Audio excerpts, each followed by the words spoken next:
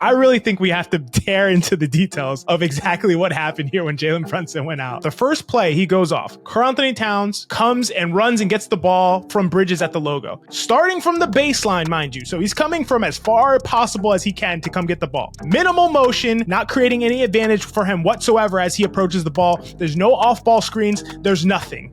Towns finally gets the ball with 7 seconds left. Everyone on the court proceeds to stand still. Everyone besides Karl-Anthony Towns proceeds to stand in place. Towns gets an isolation that starts from the logo against a smaller, quicker defender who he doesn't have it. He has an advantage on him in the post. He does not have an advantage on Tobias Harris from the top of the key from the logo. He starts that possession with 7 seconds left. He attacks the paint in isolation. It turns into a back down, into a turnaround fade from the free throw line. That's the possession. This is out of a timeout. They were down 2 with under 3 minutes left. This is not acceptable offense for this team when Jalen Brunson comes off the court. I don't think there's any question as to whether Tom Thibodeau knows basketball or whether he's a good basketball coach. The question with him, and has been this way for 10 plus seasons since he was on his way out in Chicago, the question remains, does he have it in him to help a team with championship aspirations hit its ceiling in a way that maximizes all of its players and actually caters to their skill sets? And I think everything that we've seen in this series reinforces what we've seen from him for the last 4 seasons.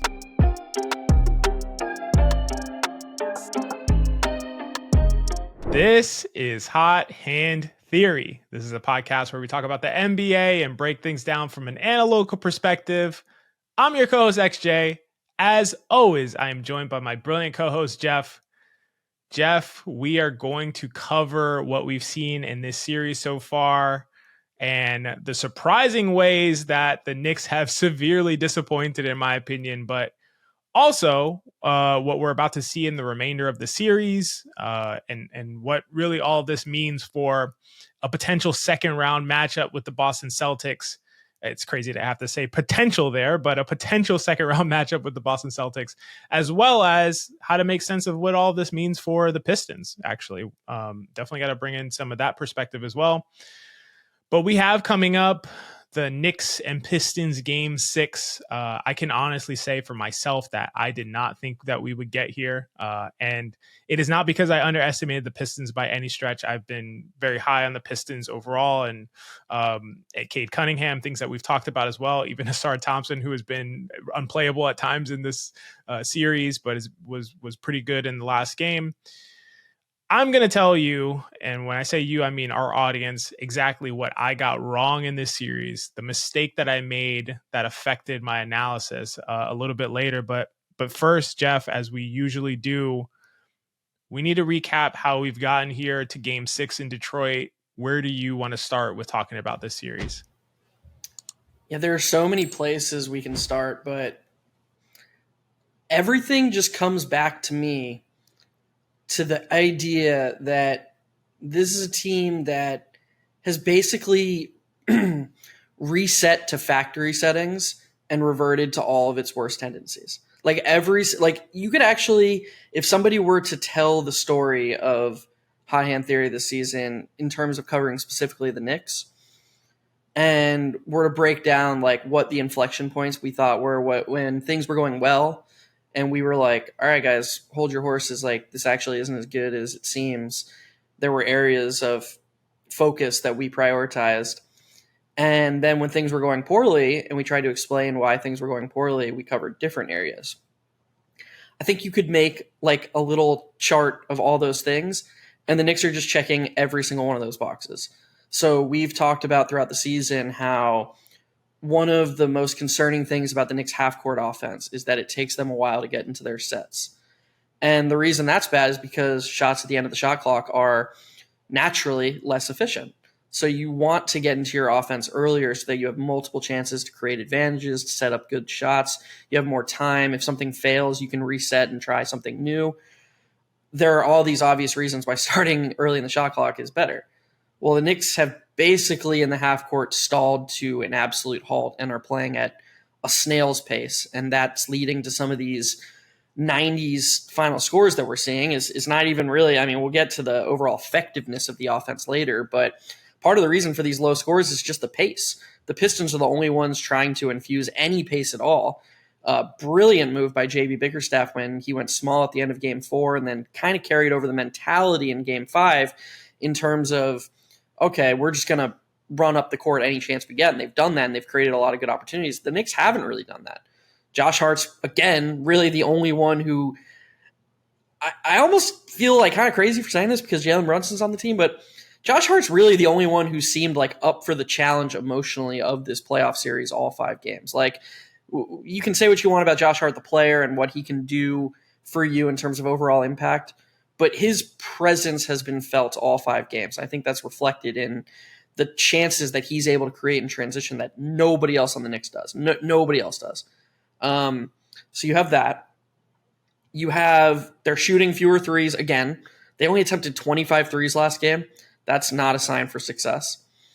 They're just doing all these things in the half court. Their half court sets are as basic and ISO or single high pick and roll heavy as ever. It's basically just the Jalen Brunson show, which if you listen to our pre-series breakdown, we said very specifically, if at the end of this series it has turned into who is going to help Jalen Brunson, and Josh Hart was built for this. I think that was my exact quote. If that's what this series turns into, it won't be a good thing for the Knicks. The goal for this team, and it should always have been for this team, with Mitchell Robinson back, they need to come as close as they can to maximizing their top 7 players. And some of that is due to the players themselves. Of course, I'm not taking, if you heard our last episode, actually, and I had a long conversation about how much is about deployment, how much is about the players themselves. I'm not trying to remove agency. Guys like Mikal Bridges and OG Anunoby and Deuce McBride, they need to make shots when they're open. They need to control what they can control within the paradigm that they exist in. But all of this comes back to, to strategy and deployment. And I just don't see how you can't start there. That just has to be the overarching theme of this series and why the Knicks have frankly disappointed and why the Pistons through 5 games have been the better team, despite the fact that Cade Cunningham is shooting 5 of 20 from 3. If you gave Cade Cunningham even a reasonable pull-up 3, because he's getting those whenever he wants, and you can tell he's a little gun-shy. If he could shoot 35% on pull-up 3s and raise the volume, this series would be over. Like this series, the Pistons would have won the series 4-1. The Pistons are, in my opinion, outperforming the Knicks through 5 games, and they're doing so with a B-ish version of Cade Cunningham. Get the all-star version of Cade Cunningham, and the Knicks need to get a lot better. Yeah, I think that's a great monologue to start. It's actually a perfect segue. We didn't plan this at all into what I got wrong about this series, but when you mentioned resetting to factory settings and, kind of defaulting to all of the same or very similar issues that we've talked about all season, poor spacing principles, slow pace, low 3-point volume, lack of tactical creativity. You mentioned Josh Hart being the only one to push the pace. Josh Hart talks about pace every single time he speaks into a microphone. I don't know if you've noticed that, but I've not heard Josh Hart talk into a microphone and not say we got to play faster. Anytime they ask him, what do you have to do? It's the first thing that he says, even if it's not even relevant or it doesn't really make sense in the context of the question. That's how much he cares about pushing the pace. So it's so interesting to have this sort of divided approach where, I imagine Brunson doesn't want to push very often. Josh Hart clearly wants to push every single time.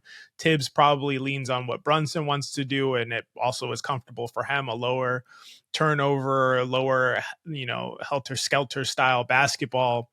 So that's the direction that they go in. But I think this has been, and before I say the thing about what I got wrong, this has been the perfect series for Josh Hart. We talked about this early on. The Pistons do not know what to do with him off ball. They do not know how to to give him the ghost coverage and play off of him with their center. They haven't done a good job at that. Jalen Duren has not been great at that. And Josh Hart has taken threes at times, especially over the last couple of games, not early in the series, but over the last couple of games, he's confidently kind of taken those 3-point shots. So this has been a really good series for Josh Hart, just tactically and he's been able to exploit the weaknesses of the Pistons defense, where they're not, if you're not exploiting Josh Hart as a poor shooter, then you're turning Josh Hart into an elite like role player in the league.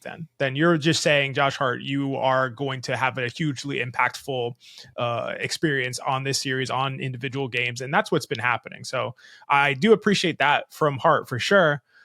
What I got wrong, Geoff, is I thought that Thibs would make major adjustments.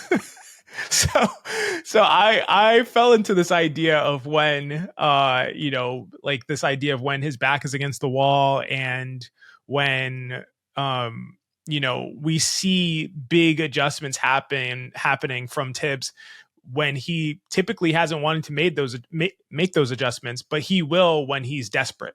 It's desperation. It's my job's on the line. It's the playoffs are on the line. It's the season is on the line. And he tends to make those kinds of adjustments at that point.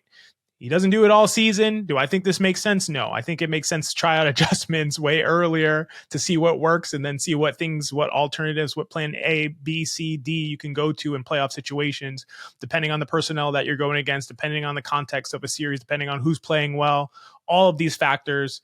I think you should be prepared for all of those things. But what do I know? I haven't coached, NBA basketball for 30 years or whatever the case may be. So I may not know much here. So what I didn't know for sure is that he would not have made any significant adjustments. There are some things I assumed would never change, and that won't change. He's always going to go ISO ball at the end of games. We're going to dive into that in a little bit. I just think that's something that's never going to change. But I did think he would adjust and lean more into the strength of the players on his roster. I thought he would go big more often. I thought we'd see more double big lineup. We haven't seen that as much. Mitchell Robinson, who we sort of maligned how he played in the first 4 games of the series, had his best game of the series by far. Looked kind of back to some version of the old Mitch in this most recent game. But he hasn't played very much, especially in double big situations. And I did think he would reduce how much he plays the starting lineup. The starting lineup that's been mediocre across 2,000 possessions, which obviously includes, a ton of possessions against, non-playoff level competition. As we know, the Knicks have beat up on them all season long. As much as I've criticized Thibs all season, Geoff, I basically underestimated how dogmatically attached to his approach that he is. I thought desperation would push him to make changes like it has in the past. We've seen him playing Obi and Randall together in the Heat series in, the year, 2022, 2023, whatever it was. And no, he's still rolling out this starting lineup that we've seen 2 seasons worth of data in a single season because of how much he's played them. And again, guess what lineup has played the most possessions in the playoffs so far? Correct. The Knicks starting lineup has played the most possessions of any lineup in the entire NBA playoffs so far. And there are 7 other teams, as the time of this is going to be, people are going to be watching this. There are going to be 7 other teams who have played at least 5 games. So it's not about the Knicks series going longer. Last thing I want to say about that, Knicks starting lineup is minus 4.7 points per 100 non-garbage time minutes. That is correct. Minus 4.7 points per 100 non-garbage time minutes for the Knicks starting lineup. The Pistons starting lineup, Geoff. Is plus 29.2 points per 100 non-garbage time possessions. That's not a mistake. I am looking at it on Clean the Glass right now. Plus 29.2 points per 100 non-garbage time possessions for the Pistons starting lineup, completely locking down the Knicks with an 86.4 defensive rating. Note that Asar Thompson and Jalen Duren lead the NBA playoffs in personal fouls, which is the major reason why that Pistons starting lineup has played together for only 141 possessions versus the Knicks 230. So you mentioned how if Cade was playing better, had to any extent had a 3-point shot to rely on, this series might look differently. It might look differently if these guys were playing their starting lineup more. It might look differently if Isaiah Stewart, who has missed the last 4 games, who is the Pistons' best rim protector and best screener, was playing in this series. He was questionable for Game 5 before being ruled out, so there's a chance he comes back for Game 6. There's just so much going on, and to me, it's crazy to say, as down as I've been on Thibs, as out as I've been on Thibs, as consistent as I've been on that, I think I underestimated the extent to which he would not be willing to make changes, and we'll see if it happens in Game 6, but it hasn't happened so far. Actually, they've played 120 minutes, that lineup, in 5 games. Yeah, basically, and we know, anybody who's paid attention to the series knows, the same 5 guys are going to start every half and they're going to end every half. Obviously, you had the freak thing that happened at the end of Game 5 where both Brunson and Hart suffered seemingly minor injuries and had to come out for a bit. But for the most part, it seems as though Thibs is like, I can start and end every half with these guys. I just need to somehow patch those middle minutes together, right, which is a crazy attitude because those middle minutes are the only reason they're up 3-2. Exactly. That's insane. What a great way to put it. What a great way to put it. Yeah, no, I'm going to let you go, but I just wanted to jump in because it's a perfect way to put it. In the minutes where Thibs is viewing it as patching it together to get to the next time when those starters can play, those are the minutes. Those are the reasons why they're up 3-2. The patch minutes, not the minutes that he's desperately trying to go to. It's insane. It's a perfect way to put it. Yeah. And I mean, it seems as though, everybody's favorite scapegoat right now is Deuce McBride. He leads the team in on-court net rating. Like, it's just, I mean, if there's a poster for insanity about the way this team is being covered, the way this team is being deployed, like Deuce McBride is an almost min contract who's played 79 minutes this series. He's averaging 16 minutes a game. We've done extensive research and discussions about the way inconsistent minutes and inconsistent role can affect specifically shooting. I don't know how many times we need to see specifically Knicks, but look across the league. But I don't think that any coach is as extreme in the way your role and your minutes shift if you're a starter versus if you're a bench player.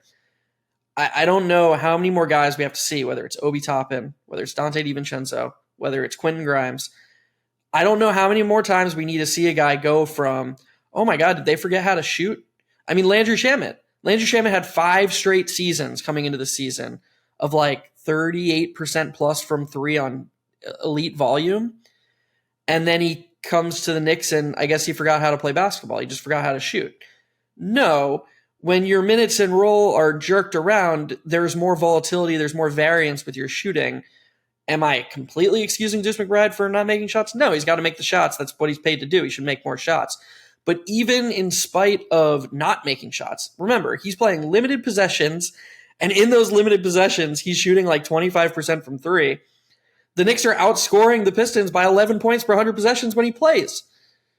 And so it's like you have to – I'm not even speaking to the coach, or I'm just speaking to anyone out there who has an open mind who is buying into this idea that the reason the Knicks aren't doing better is because of Deuce McBride.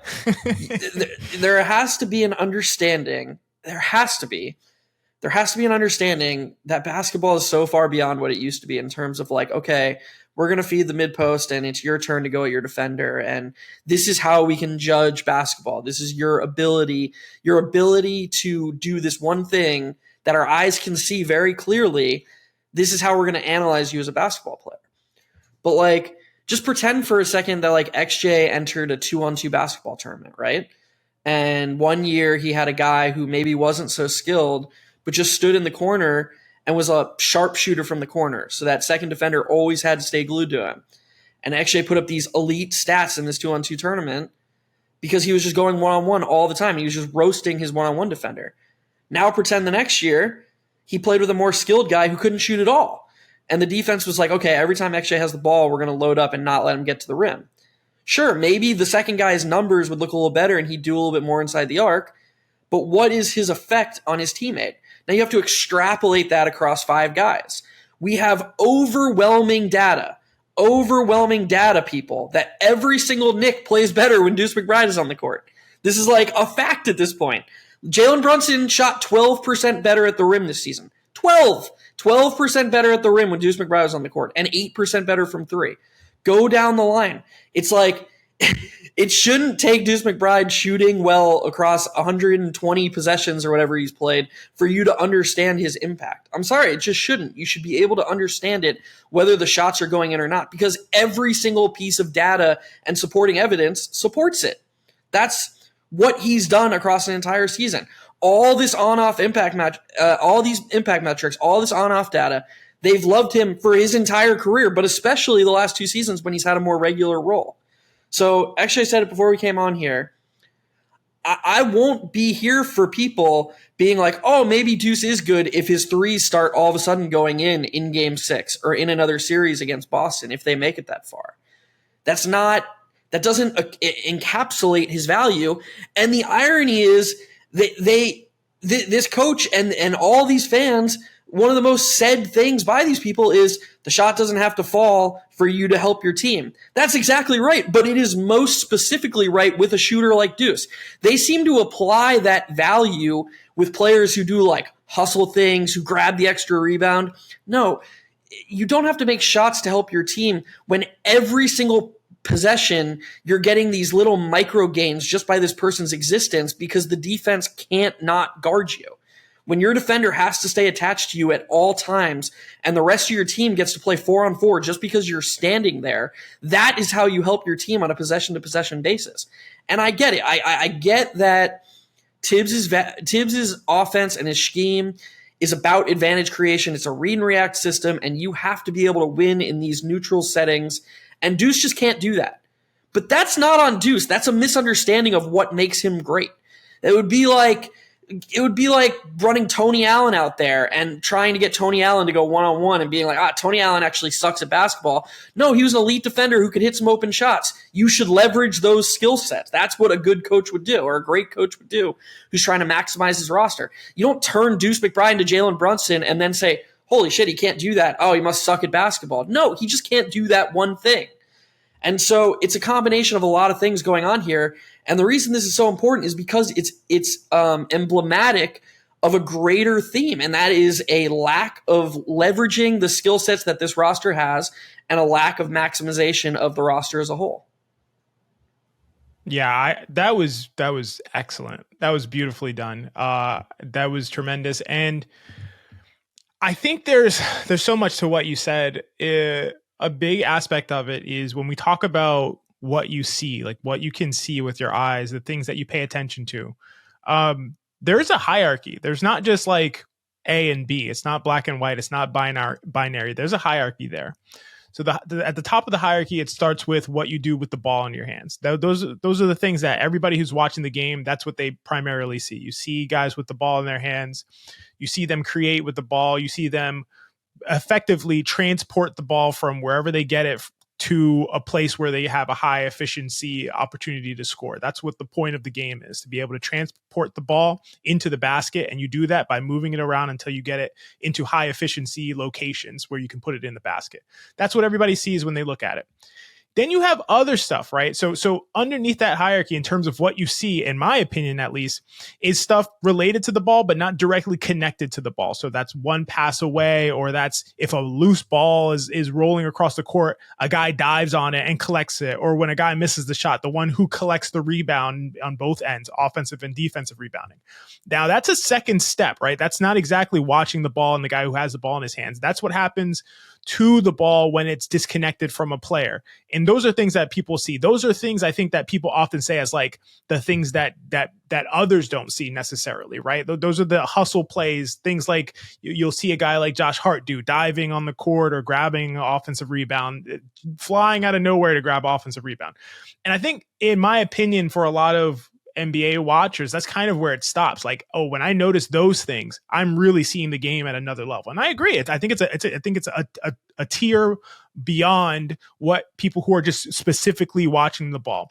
But then there's another level after that. And that is the stuff that's happening most disconnected from the ball. So that is off-ball stuff, that's spacing, that's all these things that are happening, dragging defenders away with gravity, that's screening for off-ball screening for one another. Those are all the things that are harder to see because it's very difficult to see the entire court at once. In fact, I would argue it's not possible. Like your eyes can't see everything at once. Sometimes I don't know about you, Geoff, but sometimes I'll be watching the game and try to kind of like blur my vision so I can like see everything at once. So you can't really see anything clearly, but you can kind of get a sense of what's going on with all the little pieces. But you can't see Can I just say, actually, I just want to, just specifically on that point. Yeah. We've talked about this before. You talk about the spacing and the gravity. Remember, it's not just about noticing it too. It's about relatively comparing it to something when that's not there.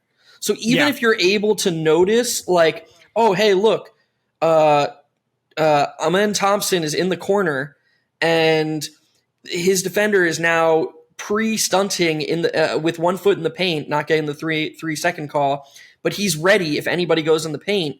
And then, oh, okay, now Dillon Brooks is in the corner. That defender isn't in the paint. There's no way for your brain to like accurately compare those two things. You can see that one is happening and one isn't, but in terms of its effect across 100, 1,000 possessions, how meaningful it is, there's no way to calculate that. It's like trying to count gas going into your car. You don't do it. You need this data to do it. It's like you can have people who are these great film gurus who could be like, wow, Quentin Grimes, what a screen navigator. Mikal Bridges, not that great a screen navigator. But what effect does that have on your team? How does that hurt you? It's impossible to calculate. It's complete arrogance. And the irony is people would assume you and I are the arrogant ones, but it actually takes absolute humility to accept that we cannot identify those, or excuse me, we can identify them. We can't calculate these things. They're impossible to calculate and to accurately assess their value. So this is just, I just wanted to bring this up because you brought up the gravity. Even if you were capable of that third step and somehow paying attention to what's going on with the ball and the secondary actions and paying attention to, oh, well, the defender is 5 feet away from Deuce, but he's 8 feet away from Hart in the corner, you would have no way to figure out how impactful or not impactful that is on a team's chances of winning a basketball game. Yeah, absolutely. It's just something that I think that is maybe hard to accept from the standpoint of watching basketball and consuming it and it being a huge part of people's lives to be able to accept those limitations. Maybe that feels like, well, if I accept that, that means I don't know ball. If I accept that, that means like, I'm not really a basketball connoisseur. Like I think I have to have all the answers and know all of this information just by watching it, or else I don't really know what I'm talking about or know what I'm watching. And that's not what it means. To accept that you don't know those things means you know what you're talking about, means that you know what you're watching. It's the exact opposite. And so I think the other factor is that we do have, although you can't visually compare those things like you're suggesting, we do have evidence-based trends to have an understanding of what things generally confer the most impact in these different situations. And we know that spacing, based on all the data, all the evidence patterns over years, we know that spacing is one of the biggest components to impact in the entire game. And and spacing generally comes from shooting. It comes from shooting aggression, and it comes from shooting accuracy. And then to a I wouldn't even say lesser extent, it comes from shooting depth. And those are the three categories that, we often talk about here as far as that's why Dante DiVincenzo was such a very valuable, impactful player, because he had all three of those categories, all three of those boxes checked. So yeah, if he can't, attack closeouts and drive to the basket and make floaters consistently or finish in the lane consistently, cool, that's all right, because he makes up for it with those other things that are disproportionately valuable, which we know based on, again, evidence-based trends, not just by looking with our eyes and making these calculations internally in our minds. So with all that said, I generally agree with you. I think that my assessment, I don't think that Deuce has been like particularly impactful. I don't think that he's the reason why that the Knicks are winning his minutes primarily. Like, I don't think I feel comfortable enough to assert that. I do think that his shooting and his gravity allows him to mitigate how bad his impact can be, even if he's not making shots. I think there's like a floor for his impact to be because of his gravity. So there's you talked about this before. You and I have both talked about this, where you asked the question, you were like, do you think that prime Steph could have like a negative impact game? And I think it's such a great thought experiment because, and we both came to the conclusion that probably not. Yeah, no. And that it was just impossible for him to have a negative impact game offensively. And that includes like if he went 2 for 21 or something like that, like he still probably could not have a negative impact game based on what he does to the defense. He is always going to positively impact his teammates' ability to score to the point that he's mitigating the downside that he's able to convey. And obviously the upside is incredible. I think 2016 was the greatest offensive and potentially the greatest season of all time by an individual NBA player. The upside is tremendous and the downside is completely mitigated. And that's what shooting and shooting gravity does for you in spacing. So, I didn't intend to go that far down this path, but this is hot hand theory. This is what we do here. Yeah. I just want to say that I don't think that the playoff on-court, on-off data is reflective of what Deuce has been. Like, I don't think he's been like this secret star that, he's just not making shots. I'm just using that data to point out how laughable it is that he, across who's played 80 minutes, like he shouldn't be even discussed. It should just be, honestly, the discussion about Deuce should be, why is he not playing more? And I totally agree. Yeah, that's just, and then we got carried away there. I do think though, if you don't mind me steering the conversation to the next subject, I brought up Deuce and how maybe the offensive system and its reliance on read and react advantage creation from a neutral position, how those things kind of hurt his perception because he's not good at those things. And you're kind of throwing him in the deep end and being like, okay, when Jalen Brunson's not out there, we need somebody to create the advantage without being elevated at all. I think that kind of applies to the whole team. And I think that really, really was that a light was shined on that. It was amplified late in Game 5 when Jalen Brunson goes out and the Knicks, it's tied. I think it was tied when he went out with his injury. And the Knicks were basically like a deer in headlights. And they were just like, holy shit, what do we do? What are we supposed to do without Jalen Brunson out here? Well, I guess, Kat, it's your turn to try and be Jalen Brunson. You're just going to get the ball, and you're going to have to somehow draw two defenders. And then hang on. Before I gotta jump in before you go to what happens next. I think that, and this is something we do well here. I think at least, like, I really think we have to tear into the details of exactly what happened here when Jalen Brunson went out, because it is completely inexcusable. I think, Geoff, you're the resident historian on the pod. To me, this is like, I'm sure there have been just as bad possessions, but I think any possession that hasn't resulted in a turnover, this is one of the worst in playoff history. Like, it is completely ridiculous what happened when Jalen Brunson goes off. Jalen Brunson goes off. The first play he goes off, we see the Knicks space out. Karl-Anthony Towns comes and runs and gets the ball from Bridges at the logo.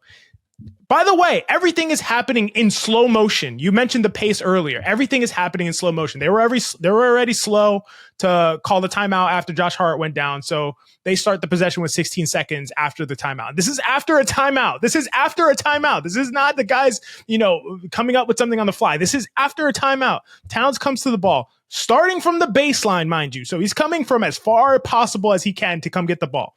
Minimal motion, not creating any advantage for him whatsoever as he approaches the ball. There's no off-ball screens. There's nothing.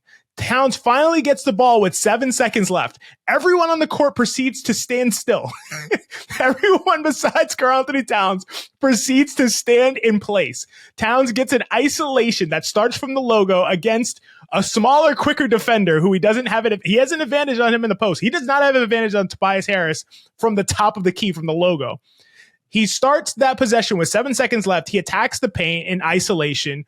It turns into a back down, into a turnaround fade from the free throw line. That's the possession. This is out of a timeout. They were down 2 with under 3 minutes left. This was out of a timeout. This is not acceptable offense for this team when Jalen Brunson comes off the court. Sorry, I had to go into the very fine-tuned details for that play because it is absolutely insane. But proceed. Yeah, it's what insane. happens after that? It's nuts. I just loved that. That was enjoyable to watch. I hope peek behind the curtain here, folks. XJ is the editor, so I'm the one who edits this podcast or produces it. I hope that you'll show the play as you're ranting. Oh, I'll show the play. That will be quite funny to watch when we rewatch it tomorrow. But I do think that just on the whole, this idea that, and we've referenced this multiple times, the guy, shout out to, we interacted with him on Twitter, shout out to our listener who commented that did Thibs just cross out Randall's name and replace it with Towns in the playbook? He wants Towns to be Randall. And the thing that was Randall's gift was getting the ball from a neutral position and forcing the defense to send help. In fact, by the way, it's Nicky Dimes on Twitter, because we shouted him out multiple times and didn't say. Nicky Dimes on Twitter. Shout out to you. Shout out to him. The thing that was Randall's superpower, and he did it so much actually that we were a new pod and we only covered the Knicks for a couple of months before Randall went down last year. But defenses sent help so often that XJ would like begrudge opponents and be like, just force Randall to shoot. He won't score that efficiently. Like it would frustrate him because he'd be like, yeah, Randall's good at creating these threes, but he shouldn't be this good at creating these threes because the defense should just play him straight up. But I digress about that. That was Randall's gift. And coming into this season, we knew that wasn't Towns' gift. The head coach had already coached him for multiple seasons. He had to know that Karl-Anthony Towns was not Julius Randle. He can maybe use his size to draw double teams. He does not have that specific passing ability that Julius Randle has. On the move with two guys on you, jump in the air, pump fake to one guy, find the other shooter. You watch Julius Randle do it for four seasons. That was his superpower. He's great at it. He remains great at it. He's had a nice series in Minnesota against the Lakers. Towns' gifts is something completely different and needs to be leveraged in a different way. It can't just be, the offense can't just be a series of who's going to create the advantage.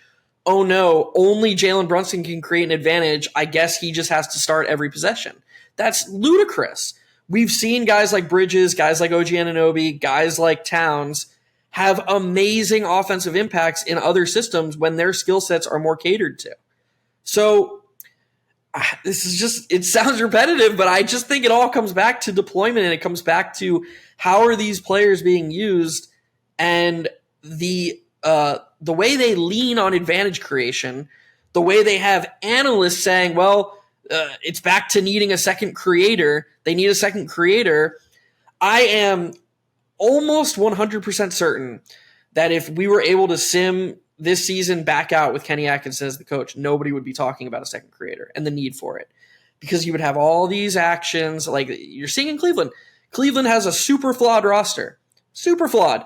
We wouldn't even have – people thought that the Donovan Mitchell era in Cleveland was over going into the season and that he was going to end up in Brooklyn because they have two undersized guards who both need the ball in their hands, and they have two bigs who couldn't play together because neither one can shoot. And Kenny Atkinson staggered so that he basically clone theoried, basically getting Max Garland or Max Mitchell for 48 minutes a game, staggered Mobley and Allen so that one big was on the court at all times. He pulls Mobley or Allen like 4 or 5 minutes into each half, barely plays them together. And then he runs all this amazing offense with principles, spacing principles.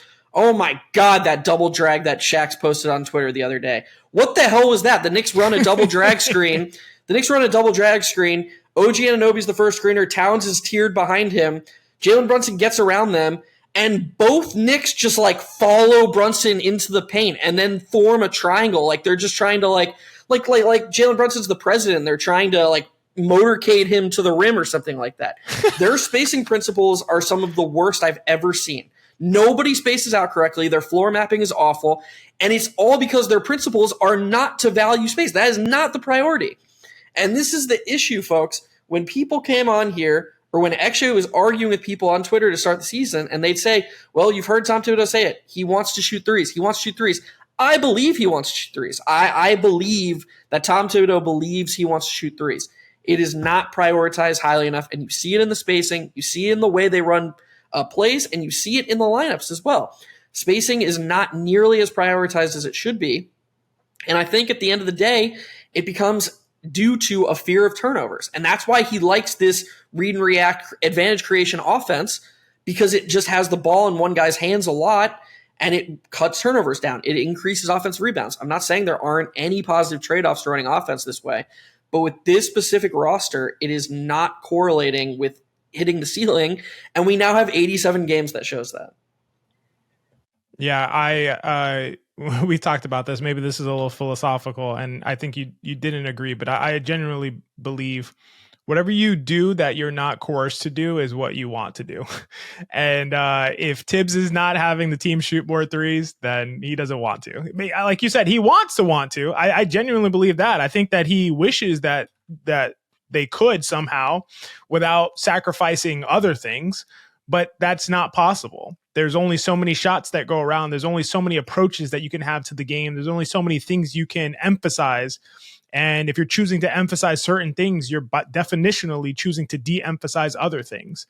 And so it is not true that Thibodeau wants to shoot more threes, but not with this team. As we've seen, that's demonstrably the case, in my opinion. So, yeah, I think that was all right and well said. I mean, you mentioned, some of the possessions where it's like, okay, well, Brunson's not on the court. Who can we go to? How can we create offense? There's no attempt to create offense differently. Once it gets to a certain point in the game, there's only one approach that is possible. And we talked about the Towns possession. Obviously, the next possession after that was Bridges getting a try in isolation with, of course, with 7 seconds left. He had his isolation attempt and missed the mid-range shot. And then Campaign came up the court and he got a screen somehow, thankfully, and then he attacked the basket and missed a floater that he probably could have made. So I just think it's like there's just no creativity. There's no like different ways to approach it and different ways to attack. There's the same issues that we've talked about all season: a lack of ball movement, a lack of 3-point shooting volume, and emphasis on 3-point shooting volume. And in my opinion, as I've said all season, how can we distribute this blame? Like, what is that late game offense that we saw? Is that Towns' fault for the Towns want to clear out and isolate Tobias Harris at the top? The Bridges then want to clear out and isolate Tim Hardaway Jr. at the top. The Campaign want to bring up the ball in slow motion multiple times while they're down by between 4 and 6 points with less than 3 minutes left to start their possessions with like 12 seconds left on the clock. Is the isolation heavy lack of ball movement and 3-point shooting a result of Jalen Brunson? That's just what he wants to do, and no one can stop him. Not to me. To me, it's clear what the issue is in these situations. And again, like I said, my mistake was that I thought there would be an adjustment. There still can be, right? We've seen 5 of 6 games. Thibs' back has not actually been against the wall yet. He has not been in an elimination game yet. We'll see how game 6 goes, because if game 7 is an elimination game, maybe that's where things do change, and maybe that's what it is required. But that is sad if that's the case. I don't see any reason why you should be about to be eliminated by a significantly less talented team in the Detroit Pistons before you're able to try anything differently. That just doesn't make sense to me. Yeah, go ahead. I was just going to say, and also remember that this analysis is about the reason maximization and hitting your ceiling is so important is because the goal of this season shouldn't be to beat the Pistons in round 1. The goal of this season from the get-go, pretty much, given how last season ended with Boston winning the NBA Finals and really not being challenged in the playoffs at all, they had cemented themselves, in my opinion, at the top of the league, or at bare minimum at the top of the East. I know OKC had a lot of expectations going into the season and has fulfilled them wonderfully. From the get-go in this season, the goal has been to compete with Boston. And that's why let's just say hypothetically that this lower variance, floor-raising attitude gives the Knicks a 5% bump in terms of EV of beating Detroit. If it doesn't increase your chances of beating Boston and winning multiple series, if it actually reduces your chances of doing that, because you're just not prepared to be the best version of yourselves. It's still the goal in this league is always to win a championship. So, we've said it multiple times. I don't think there's any question as to whether Tom Thibodeau knows basketball or whether he's a good basketball coach, or, if you're a team that needs an infusion of culture and needs some sort of turnaround, I think he's more than demonstrated and proven that he's capable of those things on some level, and that he brings a lot of positives and strengths. The question with him, and has been this way for 10 plus seasons since he was on his way out in Chicago, or 10 plus years because he had that year in between. The question remains, does he have it in him to help a team with championship aspirations hit its ceiling in a way that maximizes all of its players and actually caters to their skill sets? And I just don't think we've seen anything in this series. I think everything that we've seen in this series reinforces what we've seen from him for the last 4 seasons. Yeah, I think that's all spot on. And I don't have too much to really even add to that, because this is just stuff that we've talked about like endlessly. And I think that we have a pretty clear view on this, at least, you and I do. And I think our audience knows to a large extent what our view is. And waiting for contradicting evidence, again, like I said, my expectation really was that there would be at least a little bit of contradicting evidence in this series, and there hasn't been yet.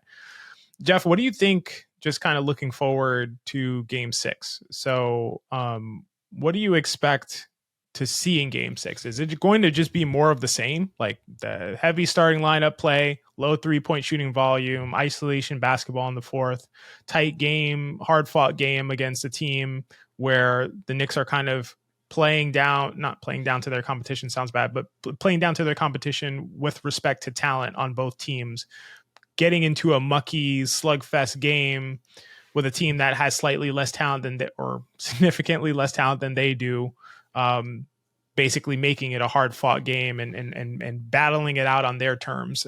Is that what you expect, or do you expect to see some big changes, some big shifts with the threat of potentially losing a game on the road and going back home for game 7 in the first round against a team that they were 4-1 favorites to beat? I don't think anything is going to change, like, tactically or strategically for the Knicks. I feel like I would feel crazy to think that. Like, why would we believe that after the full season and these first 5 games, I think they think that they have enough as currently constructed and currently strategized to beat Detroit. I sort of feel that way too, but as nuts as it sounds, I kind of feel like the ball is in Detroit's hands, because this is a 3-2 series. And what I mean by that, to be clear, the Knicks are favorites. The Knicks should be favorites in terms of winning the series. But what I mean by that is that if you're a Pistons team that just stole Game 5 in New York, you got to sort of feel like you're playing with house money here. I mean, you kind of got robbed at the end of Game 4 with that Tim Hardaway Jr. no call. You were in all 4 of the first 4 games. That 21-0 run to end Game 1, you kind of collapsed there. Could have won Game 3, maybe. That was a close one, but I think that was the best game the Knicks played all series. Definitely could have won Game 4, obviously. And look, we touched on this earlier. Cade Cunningham is shooting 25% from 3. Malik Beasley is shooting 30% from 3. Tim Hardaway is shooting 32% from 3. They have some positive outliers too. Obviously, Dennis Schroeder isn't going to keep shooting 53%. Tobias Harris, 46%. But they have a lot of easily available, low-hanging fruit for them to say, we can get better, and we can play better even without overhauling our strategy. And so part of me feels like, you asked, are the Knicks going to keep not shooting that many threes? They might shoot more threes, but I think it'll come down to how effectively the Pistons defend. I don't think the Knicks are going to go out of their way to shoot more threes. You know what I'm saying? Like, I don't think they're going to drastically alter their approach. I just think they're going to take what's available to them, and maybe Detroit will have a poor game. So that's sort of what I mean in terms of the ball is in their court, or it's kind of on their serve per se, or it's on their racket. Yeah. So I mean, I don't think the Knicks are going to drastically alter their approach. That's what I believe. Yeah, I agree with you. I don't think the Knicks are going to drastically alter their approach at this point. Again, I thought so earlier on. Maybe I will be shown to have been right, but I don't think I was right, and I think I'm going to be right this time. So we'll see. I don't think they're going to drastically alter anything. I kind of agree with your framework of the ball being in Detroit's court, so to speak, but I think it really comes down to Detroit has, in my opinion, just like sort of just like collapsed at various points in the series. Like they've had a good advantage or had an edge and just sort of like fallen apart. The 21-0 run is one that, you know, that we think back to with respect to this idea of falling apart suddenly. But they have at various times. They've been able to get back and kind of fight their way back into games, just like grinding it out. But there's just been really bad turnovers and just awful possessions, guys throwing the ball away, fouls unnecessarily. Like, and I don't think it's an experience thing or a youth thing. I think they just are not as, I don't want to say as well coached, because I think they're well coached, but they just aren't always like as super engaged to the point where they're like dotting their I's and crossing their T's. And to me, it's a huge factor whether they come out that way in game 6 or not. This is a huge opportunity for them. They have a chance to do the improbable, and even bringing this to a 7-game series and potentially advancing would be a historic upset for them. And they're coming back home. I don't even know that they would feel like they have this is sort of like house money. I feel like they might feel a lot of pressure, actually, a pressure to make this happen, to win at home like they're supposed to, and that they're so close to making this happen, and that they can feel it and do it. And I don't know what that's going to do to their psyche and the way that they play, because again, they've already shown the tendency, the capacity, and I would argue the tendency to sort of fall apart, you know, let go of the rope at some points, or just start playing sloppy basketball. And so I think if they come out way more aggressively, really locked in, focused, and staying away from those small mistakes, but at the same time continuing to have their gritty approach to the game and getting some of the positive regression that you mentioned from players like Malik Beasley and Tim Hardaway Jr. and even Cade Cunningham, and maybe even especially Cade Cunningham, this could be a tough situation for the Knicks. I think the Knicks will win game 6. I do think the Knicks will win game 6. I think the talent disparity is too much. And I think the synergy is not sufficient on the Detroit Pistons side to offset the talent disparity. And, you know, I think the Knicks will not only win the series, but will win game 6. But I don't feel even nearly as confident as I did earlier in the series. So we'll have to see. Any last thoughts before we get out of here? No. Well heard by both of us. We did a lot of good hearing that episode. Yeah, no, that was great. And if you're with us to this point, really appreciate you being here. As we mentioned, we recently crossed a crazy milestone of 4,000 subscribers, which is insane. The fact that we've done this in, is it less than 2 years? That feels wrong to say, like, but I think that's accurate. It is. It's. Yeah. I think it's less than, or no, it's not. It's like 18 months, pretty much, almost to the. Yeah, that's completely crazy. But we'll be here all postseason. You know, if the Knicks are not there, we'll still be here. But likely the Knicks will still be here for a little bit, at least a little while longer. Maybe more than a little while longer with how Boston has played. Not that great, not a high 3-point shooting volume. We'll have to see. But we have a lot of great content coming out, and we are going to be dropping an episode tomorrow as well, previewing a future series, a second round series, and we're excited about that. So if you like our content, we don't just talk Knicks. If you like hearing about the way that we talk about basketball, then continue to watch the pod, and we'll continue dropping episodes and video essays and every other cool plan that we have coming up. But until then, for Geoff, I am XJ, and this has been Hot Hand Theory.